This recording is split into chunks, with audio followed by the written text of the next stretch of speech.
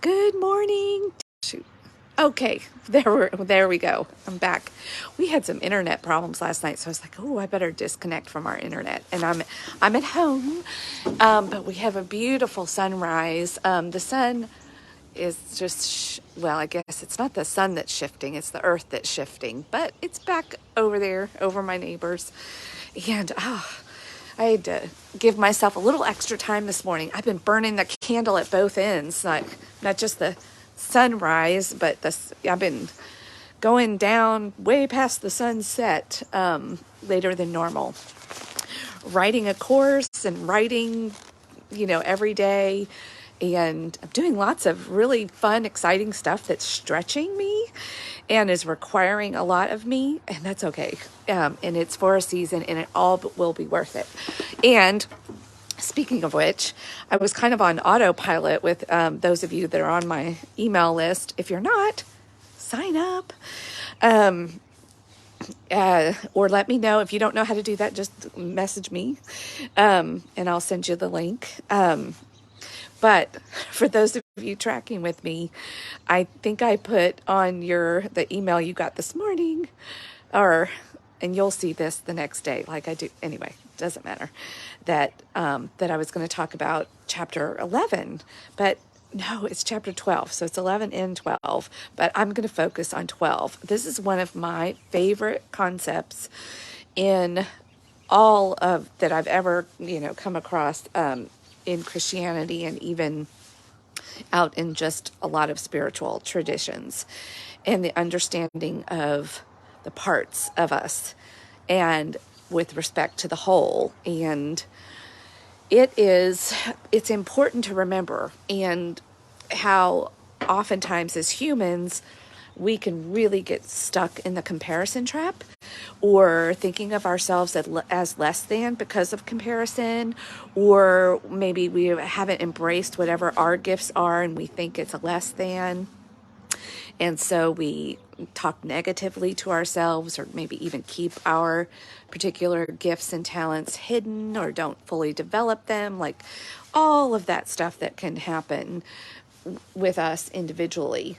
And when we start to understand this concept that we are part of a whole, and that we have a mission, a purpose, like what we have been sent here to do on earth, and how we're designed and wired is important, and it deserves to be honored.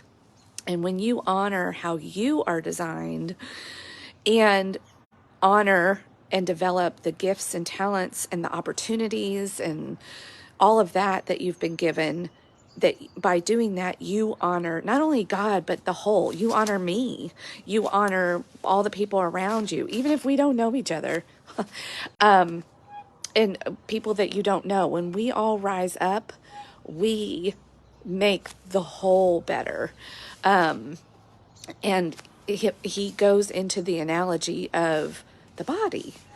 And one of the parts of the body that I have really been learning a lot about and developing a new appreciation for, and even doing a lot of work internally on, is the nervous system. It's part of the brain. Our brains, interestingly enough, are so powerful. They can think and understand and interpret, but sometimes they actually block our understanding. Especially logic, when you're relying only on logic and even on what you can see. And this is part of the human temptation, is that we have to see it, touch it. Like, I'm not going to believe that. Faith is really hard for us. Believing in the unseen, which is a lot of what, spiritual traditions are all about, not just Christianity, and the Bible and God, but all of it. It takes a lot of faith and trust but not really.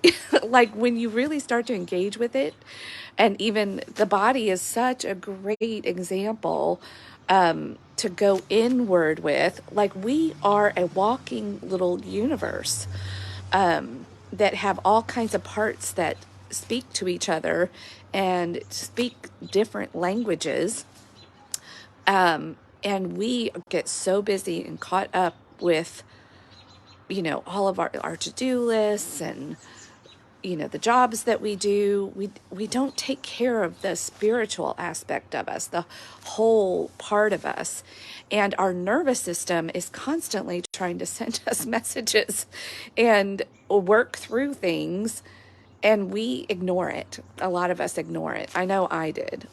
So maybe I'll just speak to myself. If you are more tuned into your nervous system, and maybe it's also part of my journey and how I was downloaded to earth, and studying the Enneagram has helped me understand this. So if you're not familiar with the Enneagram, I'd love to chat with you about it. But there's so much information out there. It has been a real transformational tool for me.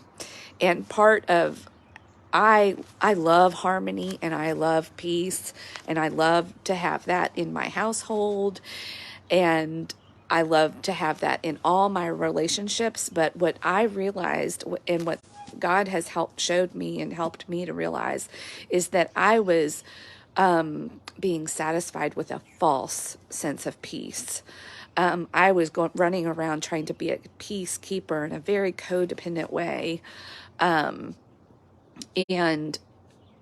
he had more for me. Like that's a false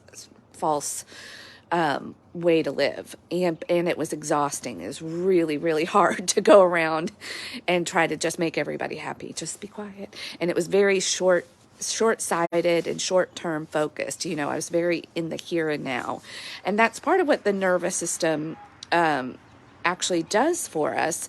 But when we can bring all of our systems online, and when we're focused on just the short term, and a lot of us are stuck in this in various ways in our personality and are living at like half capacity because our nervous systems, when we don't take time to let all of the systems come online in a stillness practice, we don't build margin into our lives, and we're just going. What happens to our nervous systems is that it stays at a heightened state of alert. And a lot of us, you've heard the word cortisol, floating around in modern times. We're learning more and more about this, and a lot of people are living their lives completely stressed out, maxed out, because they're trying to, hustle and grind, or, keep up with their kids' sport, whatever season of life you're in. There are different reasons, whether you've got 3 kids and they're all on different travel teams, and as a society, we've kind of even lost some respect for people having downtime. We don't encourage it anymore. Stores are open 24/7. A lot of the things and activities that we have to do have taken over our weekends, where we used to have a little bit of healthier respect for downtime. And we live and now with social media and online, we have so much opportunity that sometimes we're gorging ourselves and all the opportunities, and then we find ourselves stressed out, overwhelmed, trying to keep up, running a rat race, and we're not respecting our own limitations, and our brains, and the comparison, all the things that drive this. It's a complex problem, and there's a lot of reasons that we find ourselves in this position, and it's not, and there's no shame here. We're all just doing the best we can with what we know. And then some of us get ourselves backed into a corner, or maybe we start doing things like eating, drinking, shopping, over Netflixing, spending all kinds of time on social media, trying to maybe soothe, what we're feeling, like this agitation, that our nervous system is telling us, like, to slow down.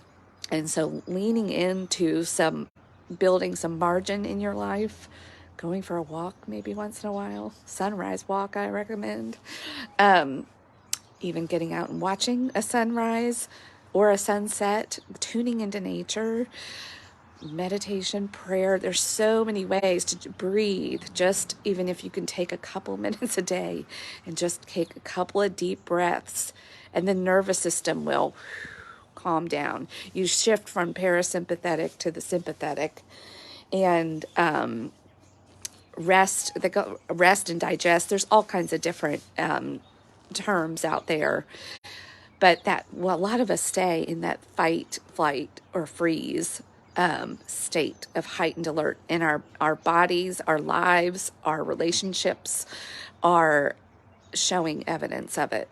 And it's partly because we're trying to live completely from here, and our body is trying to obey it and go, go, go. And we just need to sometimes just stop and be.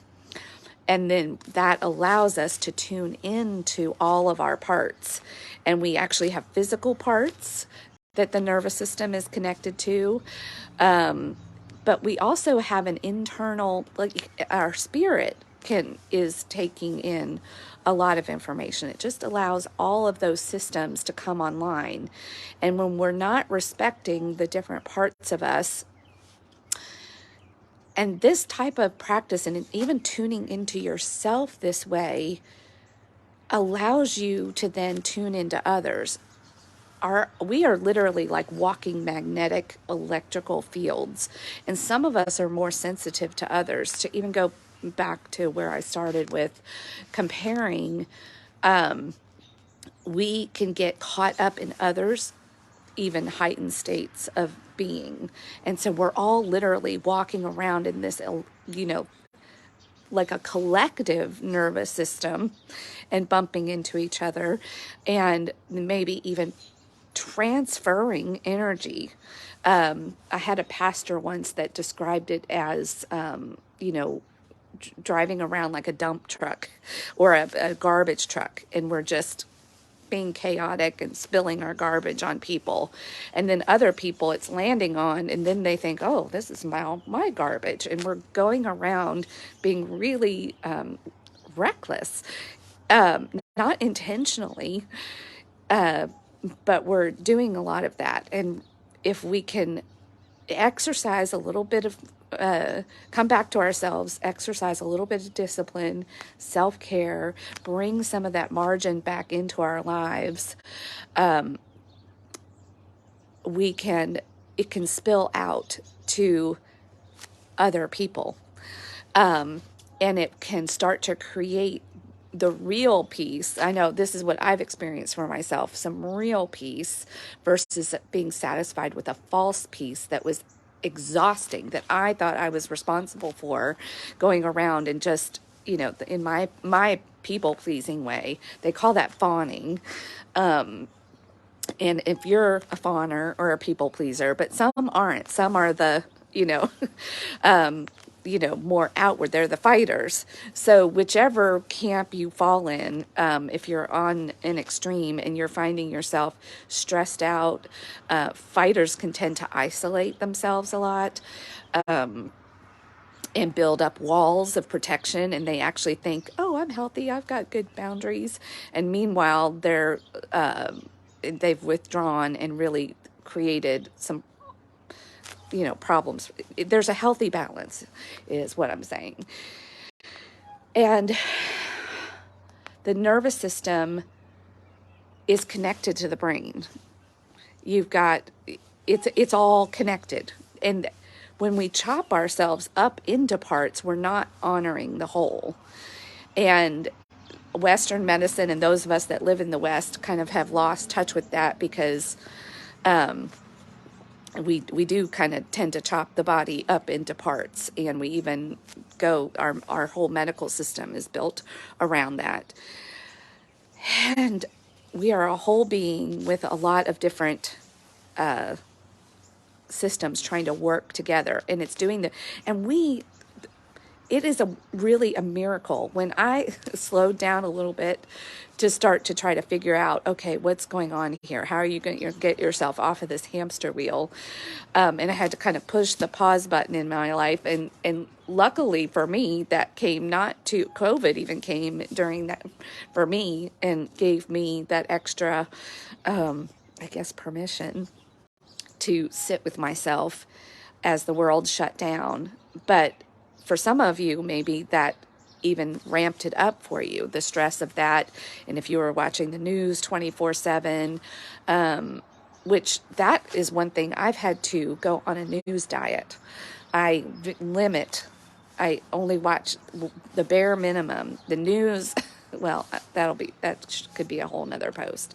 But really pay attention to what you're allowing into yourself. And don't always trust your brain and your rational and your logical thinking. Pay attention to the signals that other parts of your body are sending to you. You're a community of parts. And when we don't honor that our whole selves and what the parts are telling us, it will start coming out sideways.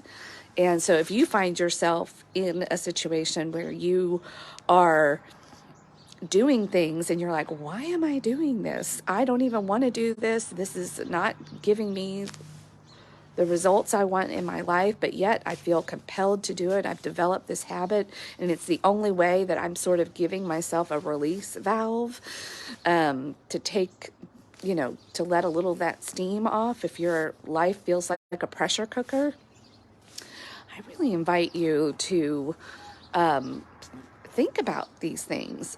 Look at yourself holistically, mind, body, spirit. We really discount the spirit part of us. We kind of check a box off and think if we read a 5-minute devotion or spiritual teaching, maybe you're a stoic or in another spiritual practice, and then maybe we listen to a sermon or a podcast or go to church once a week, that we're like, good. No. The spirit part of us needs, and the nervous system needs to be fed and nourished on a daily basis. The Bible says it. Lots of other spiritual teachings talk about it. And we are starving. We are so malnourished, and it's showing up in our lives and in a lot of our other body parts. The word dis-ease, something is not at ease within your body, and it's trying to tell you, it's screaming for your attention. Slow down. Go for quality of life versus quantity. Especially here in the United States, we've gotten it backwards. We go for quantity and that's a false sense, and we think that means quality. And then we still, just like Solomon talked about in Ecclesiastes, we've got all this stuff, and we're still like, why am I still unsatisfied? Because you've ignored a very important part of your whole, and you're not paying attention, and you're living by the world's standards instead of God's instructions, or and how we're designed. You're ignoring yourself, your own internal wisdom. We know this. We know that we know that we know this, and we put it off. We procrastinate. We ignore. We satisfy it in other ways. And your body's and your nervous system are trying to get your attention. The gut is part of that whole thing too. That's the second brain. So if you haven't built margin in your life and you're literally feeling stressed out, maxed out, try respecting the parts of you. When we honor all the parts of us, it honors the whole, which honors God. Remember, God is in us. He created us.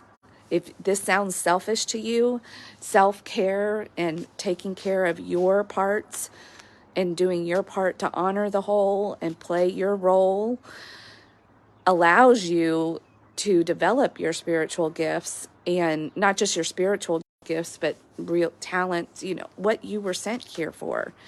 That is one of the highest forms of worship that you can do, because then your cup is filled, and then you can go out and love your neighbor and serve your neighbor from an overflow and not from an exhausted that creates resentment and stress and all of that in our lives. We're all, well, like going around just dumping our garbage on each other and blaming each other for it.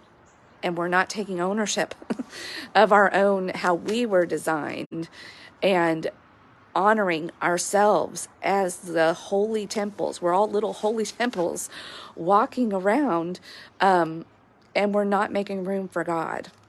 God is in the stillness. Be still and know. That was what was speaking to me today. So this is 1 Corinthians chapter 12. Go rise and shine. Love you. Bye. Mean it. Take a deep breath and let some love flow through your nervous system, and some gratitude and peace. And this is called regulating. You self-regulate. And when you can self-regulate, you can help co-regulate the world. Bye.